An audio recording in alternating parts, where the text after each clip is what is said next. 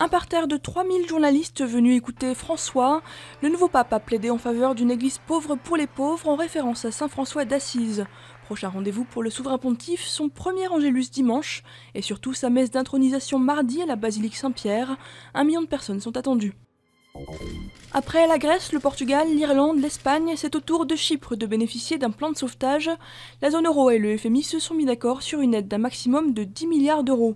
Les Chypriotes sont sous le choc, ils seront mis à contribution via notamment une taxe exceptionnelle sur les dépôts bancaires. Les Zimbabwéens votent sur une nouvelle constitution, un texte plus libéral qui doit insuffler davantage de démocratie après plus de 30 ans de pouvoir musclé du président Mugabe. La victoire du oui ne fait pas de doute, pouvoir et opposition ayant appelé à voter pour. Un immense pont inauguré sur la Garonne à Bordeaux, avec une travée centrale longue de 117 mètres et culminant à 55 mètres en position haute, c'est le plus grand pont levant d'Europe, a souligné sur place François Hollande. L'édifice est baptisé Jacques Chaban-Delmas en hommage à l'ancien maire de la ville durant 48 ans. Exceptionnel, génial, hallucinant, les passagers du premier vol commercial européen en apesanteur ont joué vendredi aux super-héros.